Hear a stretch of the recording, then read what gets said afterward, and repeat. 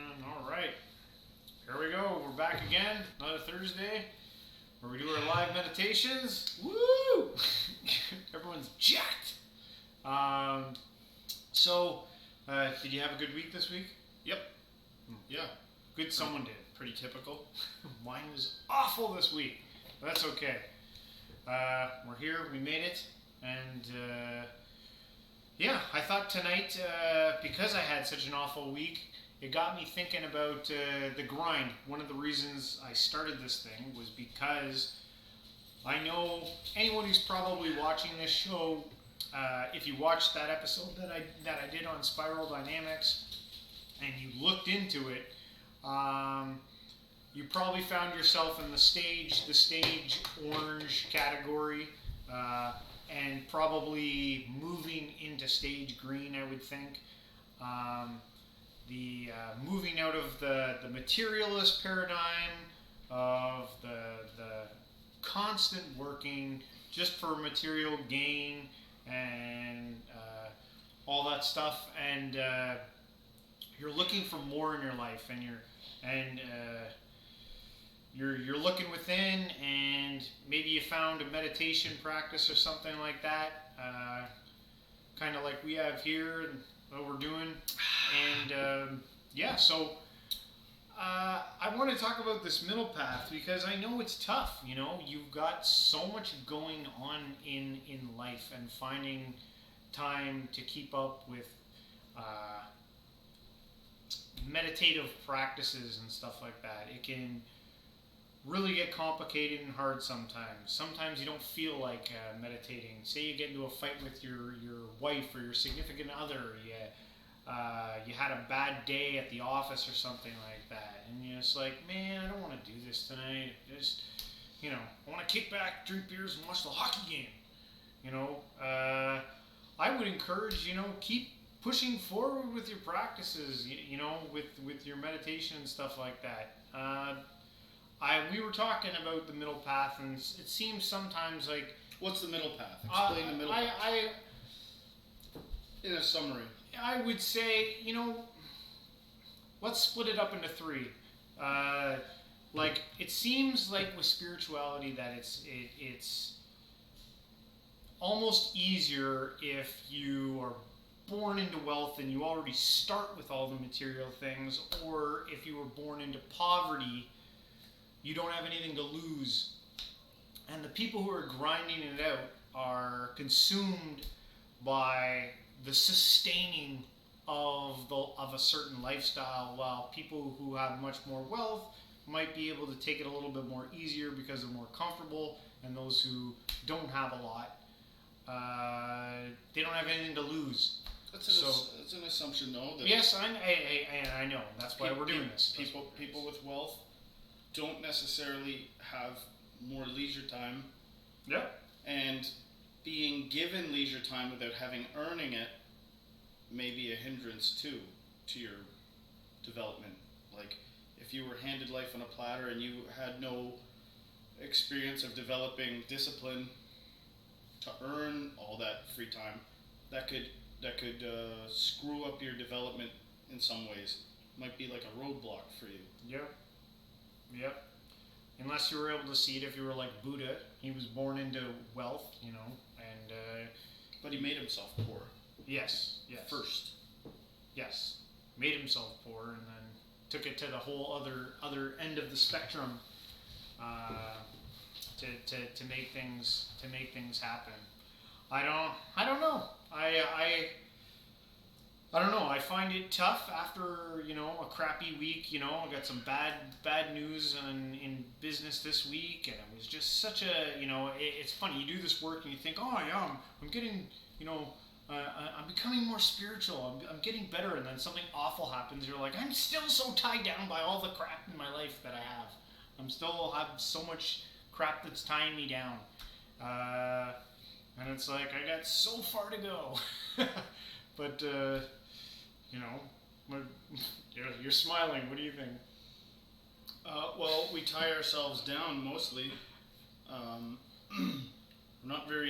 People seem to lack some kind of creativity, in my opinion.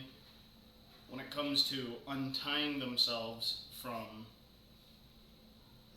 from some kind of ideal life that they might want, they take the hardest path possible.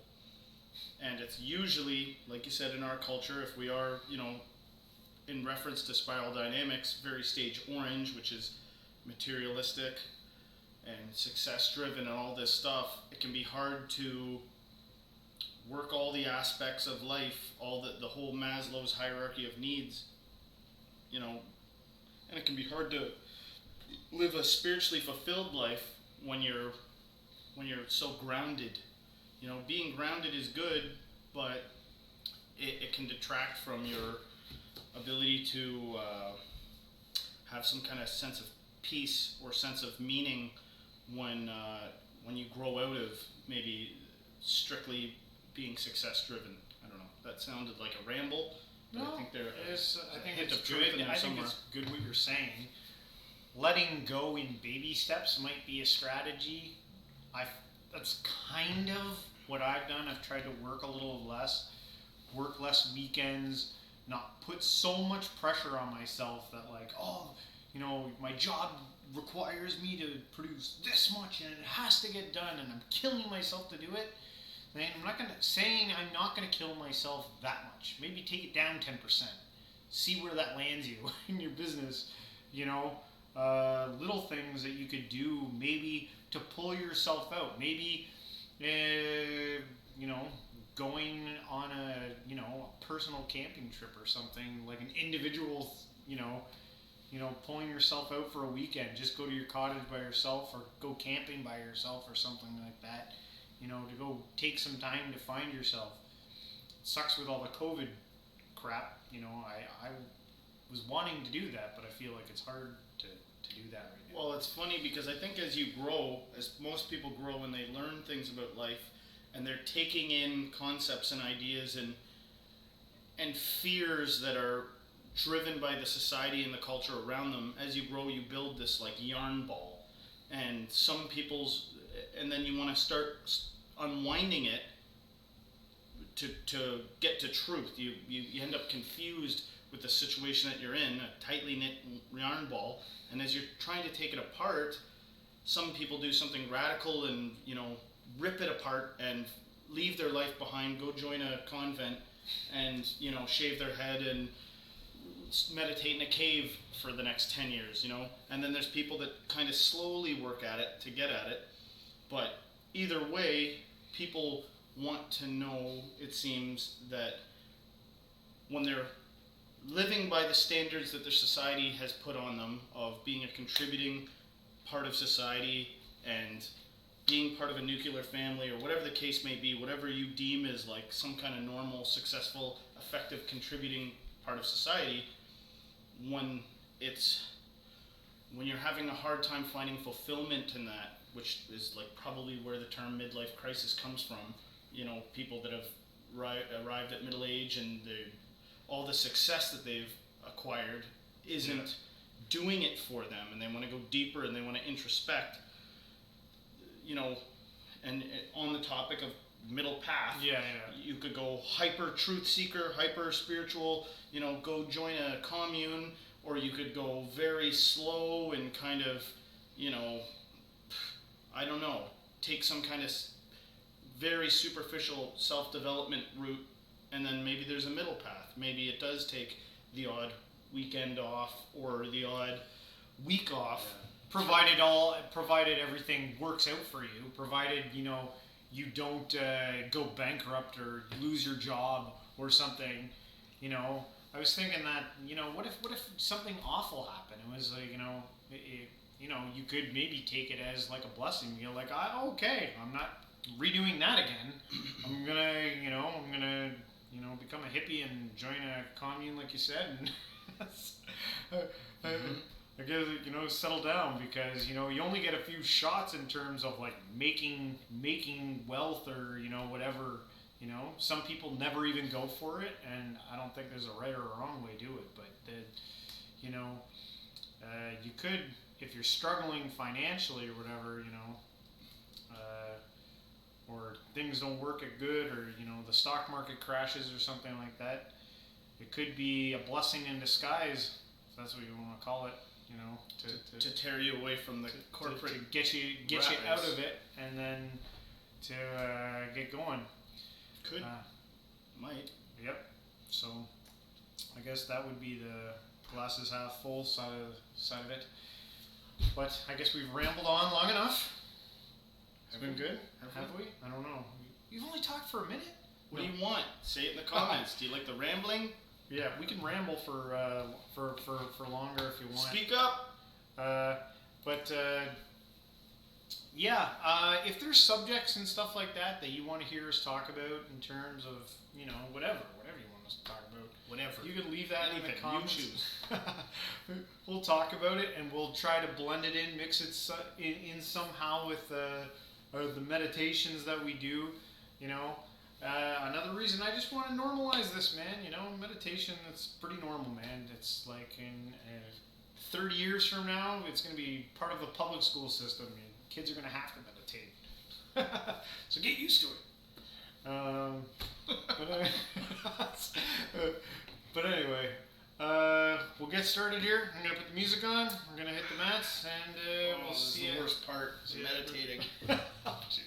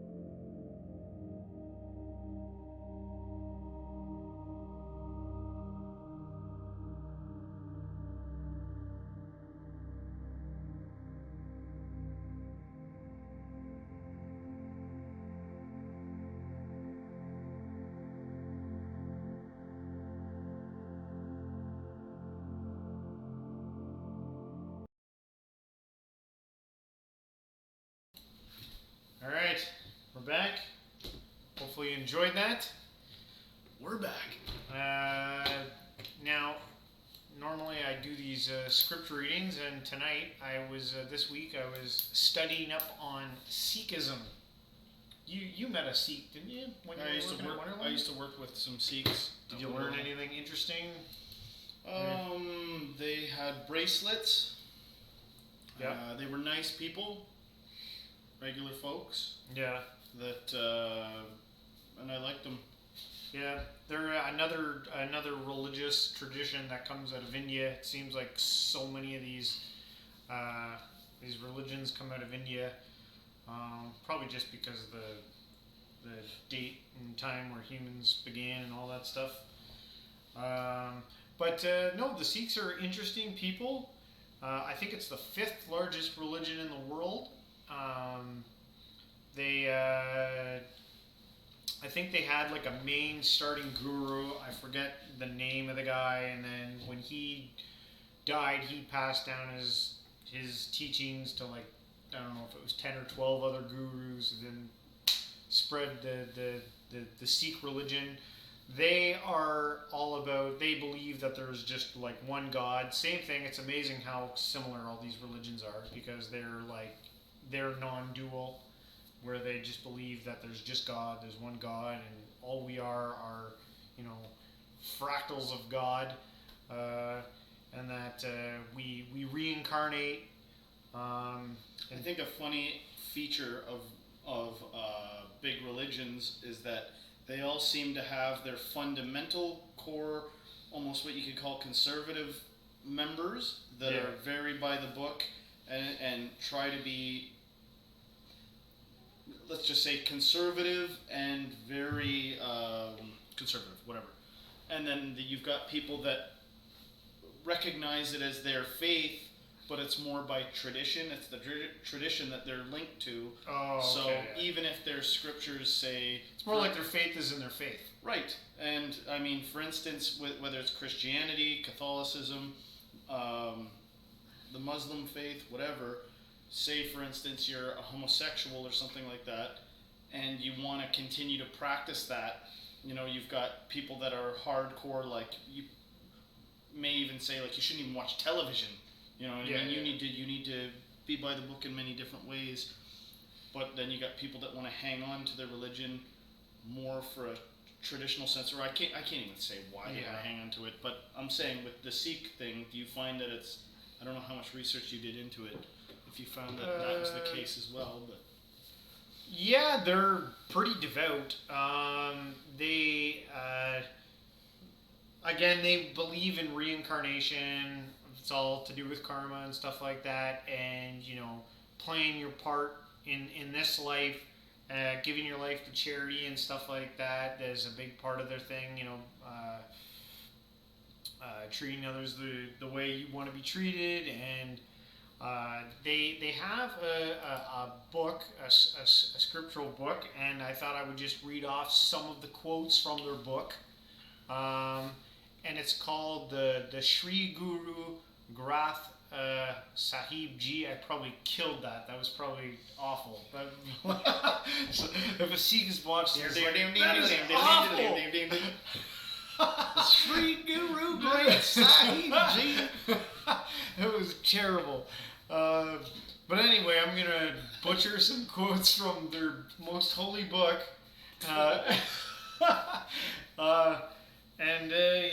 So here, let's rhyme off some of these quotes. Okay, so first one here.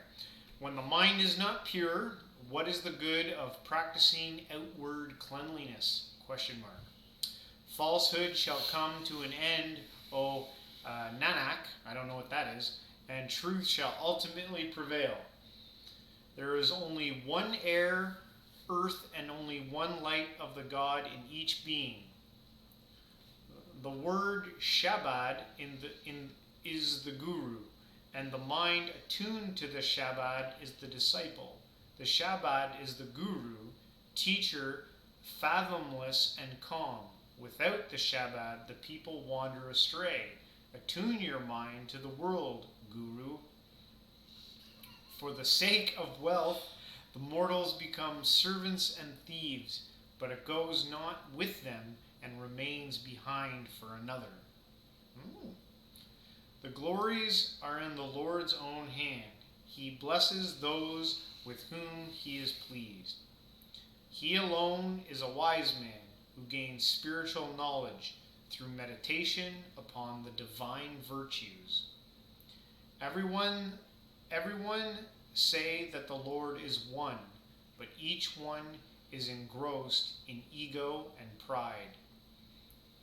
If he who plays the tyrant is honored, then deem it to be the surest sign of the dark age.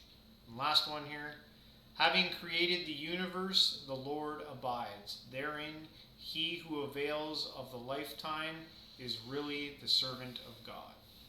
So, one with the Sikh scriptures there. What do you get from that? What was the? There's so much there. Jeez. Which one stood out to you? I didn't really have time to meditate on it. The one I like. What was that one I read about the riches? That was the one. I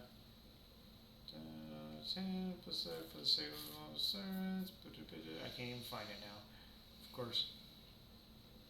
Well, there was one of them that you went, Yeah, I thought that was the one with the riches.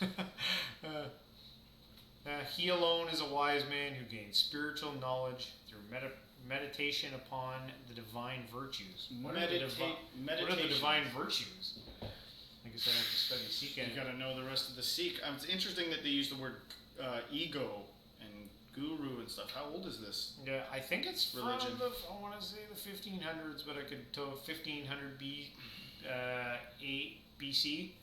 Around that time, I think, but I could totally be wrong about that. I thought ego was a relatively modern concept. Yeah, I don't know. I don't know how we could do a whole thing just on ego alone. There's a topic for ego. A whole essay. Bring your pens and papers. But anyway, it was a good episode. I guess we'll wrap it up for tonight. Remember, if you're new to the meditations, I always throw this challenge out. Try the 30-day challenge of 20 minutes a day. See what it can do for your life. And other than that, we thank you for joining us. And I will let you have the last say tonight. Stay spiritual. All right.